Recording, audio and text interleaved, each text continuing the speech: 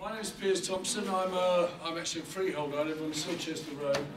I've lived in the Royal Borough all my life. I was in World's End. I've been in W10 since the late 80s. I'm just very quickly going to recap where we are today, and then I'm going to hand you over to various guests from around the borough who are going to do a very short presentation, or perhaps I'll ask questions.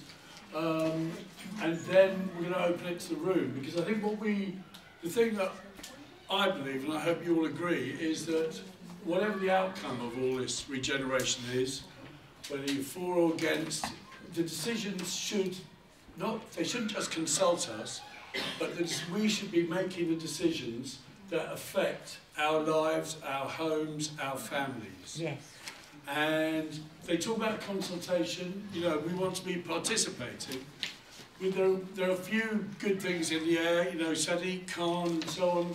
Westminster, indeed, are beginning to use votes, so these things get decided by the residents. But the important thing is that the council realise that we are united in believing that we should make the decisions, not them. Yes. And I know some of you have been messed around by the council for years, some by the TMO.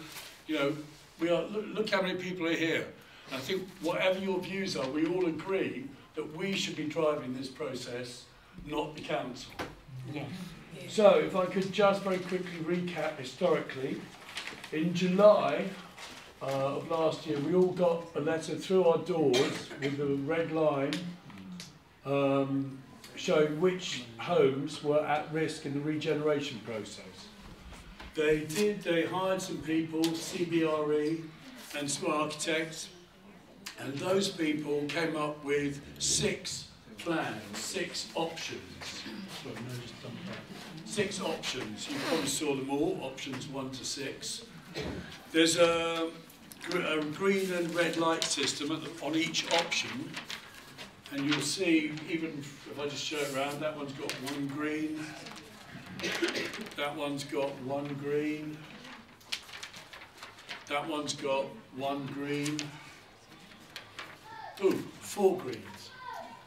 Right, now the next option, option 5, has 6 green lights.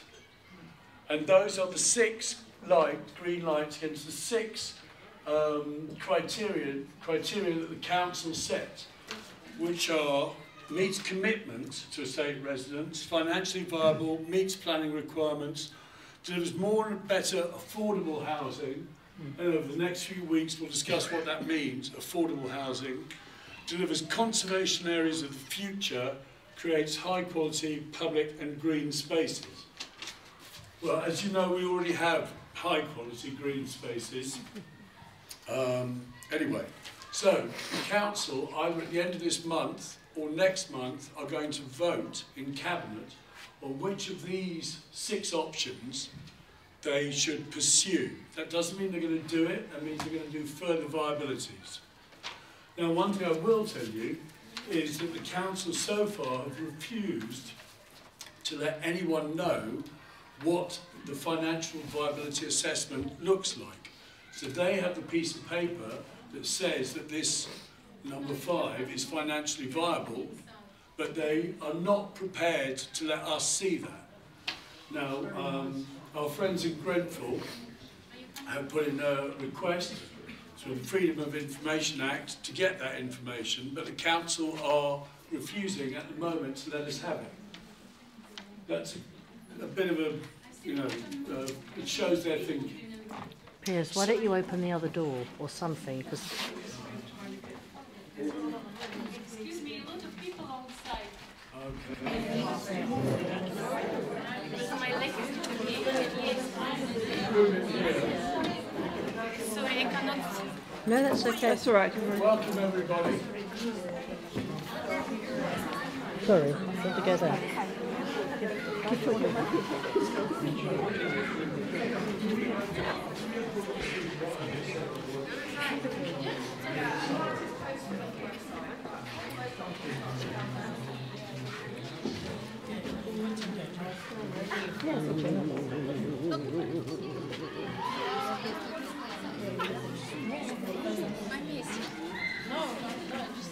sit. I'll stand here. No, it's fine.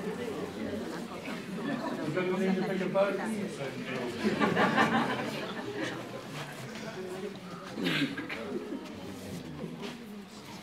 It's great to see so many people because this is a big issue, I think, for all of us.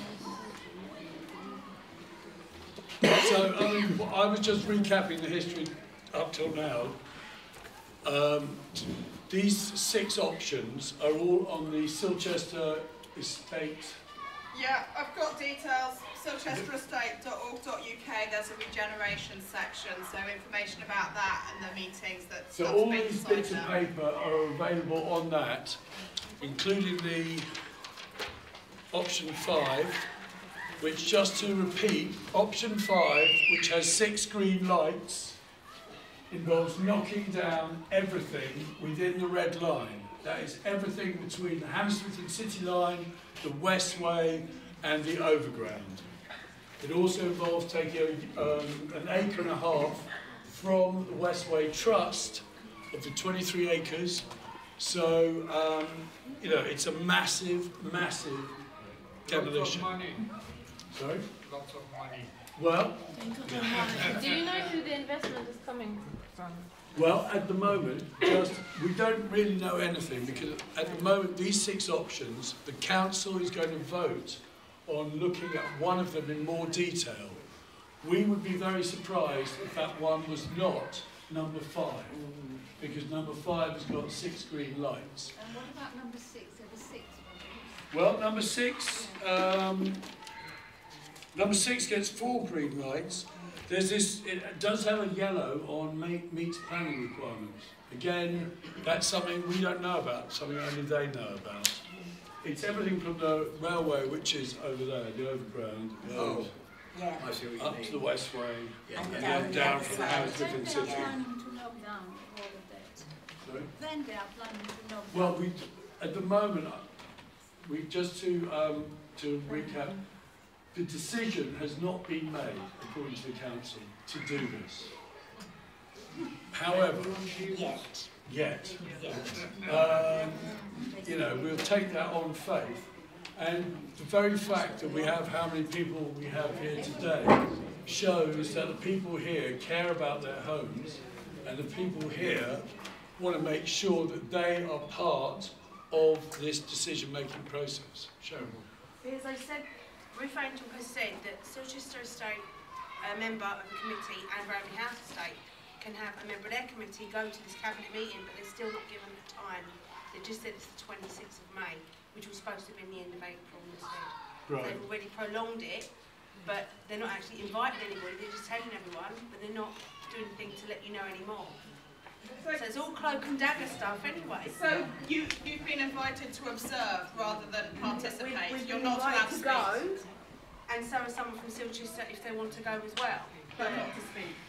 Not said anything about speak, they just said that they can go, but as yet they still haven't given a time. And when I saw Ruth Angel, the day I saw you, still no time given for they're having their meeting. So obviously it's going to be closed behind closed doors.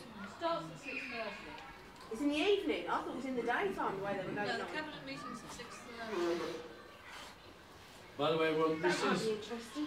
this is Judith Blakeman, who is one of our 3 ward councillors, who has so far been very helpful in, apart from else, helping us to understand how the council works.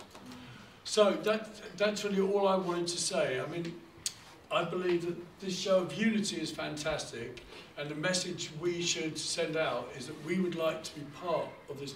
We want to be driving this decision-making process rather than going along with whatever they have decided in their wisdom is good for us. We have some people who've got experience of these things. I'm going to shut up. Eileen, I wonder if you could very briefly talk to us. Tell us. This is Eileen from Defend Council Housing, which I know that many of you are here. Eileen. Yeah, my name's Eileen Shaw and I'm chair of an organisation called Defend Council Housing, and it was set up in 1997 when we first started having what they call the stock transfer, the proposals for privatisation. But since then, we've campaigned on the bedroom tax. Currently we're campaigning about the issues in the housing bill, and I've got information here if people want it. But I think I don't need to tell you that housing in London is becoming a more and more fraught and difficult question.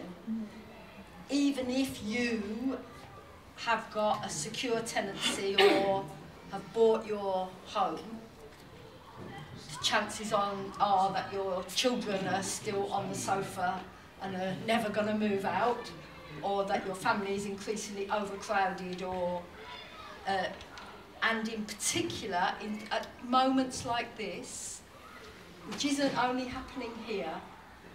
There are, as far as we know, at least 80 estates in London where large-scale redevelopment and demolition is being planned. And I think we all know what that is about, that they want the land, they want to intensify development, they can sell places for £500,000 each, and therefore people are looking at this with pound signs in their eyes. I mean, sorry, that's a crude summary, but that's what's driving it. So the question is, I guess for everybody, what does it mean for you? And I think there's like a checklist, and in my mind, if you're a secure council tenant, then you have the kind of the most secure tenancy that exists in English law. There's lots of attempts to take it, to chip away at it, but currently you have the best security.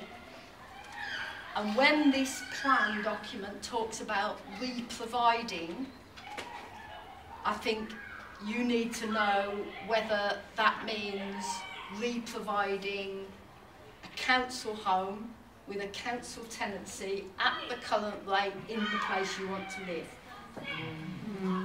Because there's a big difference between being a council tenant with an affordable rent and a right to hold the landlord to account and to be properly involved in a decision, and having a different kind of tenancy and an up to 80% market rent, which in London that means a rent you can't afford, basically. If you're a leaseholder, there are real serious issues here, because the experience so far, and in particular on the Haygate estate, there's a real study being done on the Haygate estate, which is near the Elephant and Castle. The whole 1,100 homes were on the estate. The whole estate was demolished. And the plan is to build about twice the number of homes. But the leaseholders on the estate are not compensated at the level of market prices. So what the leaseholders get in compensation is not enough to buy a replacement home. And the study on the Haygate, which shows that the tenants have been scattered across neighbouring boroughs, but some leaseholders are not even able to afford to stay in London, because if you get some proportion of what you paid for the place, that today doesn't buy anything in London. So for leaseholders there's a serious concern. And then for everybody else who's a private renter or on a short-term tenancy, most of these redevelopment plans offer nothing. It's like we wash your hands of you time, unless you in some way are would be at risk, would be homeless and are at risk. Effectively, everybody else is scattered to the four winds. And then so these are the categories, and you can all find out more about all this. But the other big question is about the community, because what this all does is breaks people down and plays one group off against another. But what it doesn't do is allow you as a whole group of people to say whether you want to stay in this community live side by side, have the mix that you've got now, and the I don't want to go on about it at great length, but basically only on a council estate where you've got the right to have council housing, council leaseholders, freeholders, and the mix that you've got now, you can't reproduce that on a private development because the same mix and the same affordability doesn't exist. So I think I've made a note of what to me are some of the key questions that if I was in your position I would be asking, but I don't come from here, I don't want to tell you what you know already, but I do think that there are some key things that you can argue for. It's about finding ways and deciding whether you think there's a way that you can unify everybody's interests, come together and negotiate about things in a way that represents the best interests of most of you, or all of you, and then how you're going to take that argument to the council, because they want to treat this as though this is their estate which you happen to be living on. In truth, this land was bought and paid for at public expense, paid for out of rents paid and service charges, belongs to people. The councillors are supposed to only be the custodians of this, and is financed out of your pockets. And I think, you know, there's been 20 years of talking about council estates in a very derogatory way and talking about tenants as though we're all scroungers and layabouts. And the danger is that it makes people feel a bit defensive and apologetic. But I think at a time like this, they are trying to negotiate with you, and the best way to defend your interests is A, to get organised, not to wait, but to work out what your best interests are, and then to go on the front foot and say, we want you, the council, to come and discuss with us our plan, our interests, what we want for the estate, because often people only get organised at a much later point in the process when it's almost too late. On the other hand, just the final thing I want to say a million things, but I won't go on forever. There's an estate called Churchill Gardens in Westminster on the river by Pimlico. The council had made a proposal about one bit of the estate, but the tenants trusted their instinct that this was the beginning, this was the thin end of the wedge, and got very organised and put on, you know, a lot of pressure and demanded to talk to councillors and held meetings, got their MP, you know, did all of it, all the things you all know how we can do. And by battling away, actually eventually have got the right to a vote. Westminster Council has conceded that tenants on estates where there's large-scale redevelopment proposed should have a vote on whether they agree with it or not. Now, it seems to me that would be a card. If it was my estate, I would be saying to them, if it's good enough for Westminster, then Kensington and Chelsea need to concede us the right to a vote on any proposal before it goes ahead. And you want a guarantee from them that that vote would be binding. And if you agree that that was a way to go, then maybe you'd want to do a petition and go and knock on all the neighbours and explain it and get 90% of the estate signing the petition saying this is the way we want to go. I mean, this is just me making it up, as you can tell. But what I'm trying to say is you need a strategy that reflects your best interests, which you've worked out and then you take to them. And obviously, as Defend Council Housing, we'll come back and help and hopefully produce whatever the leaflets are, or do, you know, link up with other estates, meet the people from Churchill Gardens, whatever you need to do to make sure that you're not shafted in this process. I think more polite. Thank you.